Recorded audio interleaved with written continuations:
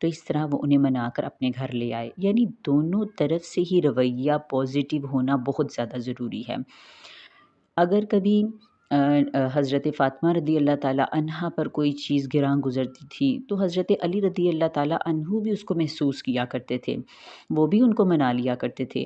اور اگر حضرت فاطمہ رضی اللہ تعالیٰ عنہا کو کچھ فیل ہوتا تھا حضرت علی رضی اللہ تعالیٰ عنہ کے بارے میں تو وہ بھی ان کو منا لیا کرتی تھی۔ تو یہ مفاہمت کا عمل جو سا ہے وہ زوجین کے درمیان دونوں طرف سے ہونا بہت زیادہ ضروری ہے، لیکن عورت چونکہ زیادہ اس کے اندر کمپرومائزنگ والی نیچر پائی جاتی ہے، اس لیے اس کو ذرا زیادہ کمپرومائز کرنا پڑتا ہے، اور ایسا کمپرومائز کرنا کوئی دقت طلب کام بھی نہیں ہے۔ ظاہری بات ہے کہ زندگی کے تمام مسائل میں جو صبر کا پہلو ہے وہ سب سے ایک پازیٹیو اور ایک پلس پوائنٹ ہے۔ اچھی زندگی کو گزارنے کے لیے جو صبر ہے عورت کا وہ اس کی اولاد پہ بھی بہت زیادہ افیکٹ ہوتا ہے۔ اس لیے اور اس کے علاوہ صبر کرتے وقت وہ یہ بھی تو بات یہ جو ان سا حکم الہی کو پیش نظر اس سے رکھنا چاہیے کہ ان اللہ مع الصابرین، بے شک اللہ تعالیٰ صبر کرنے والوں کے ساتھ ہیں۔ تو جس کو اللہ کا ساتھ مل جائے پھر اس کا بیڑا پار ہو جاتا ہے، تو اس لیے صبر بہت زیادہ ضروری ہے۔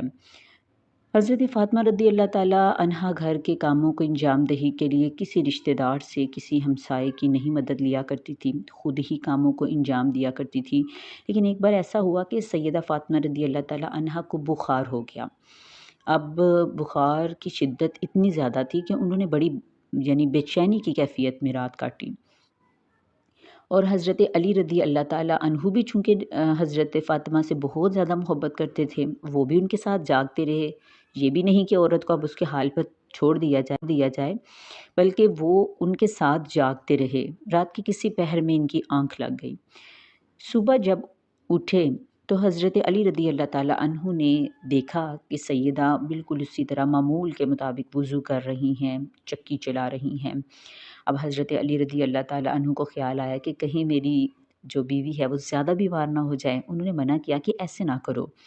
حضرت فاطمہ رضی اللہ تعالیٰ عنہا نے جواب دیا کہ اگر میں اپنے فرائض کو، یہ سیدہ فاطمہ رضی اللہ تعالیٰ عنہا کا جواب ہے، اگر میں اپنے فرائض کو ادا کرتے کرتے مر بھی جاؤں تو کوئی پرواہ نہیں ہے۔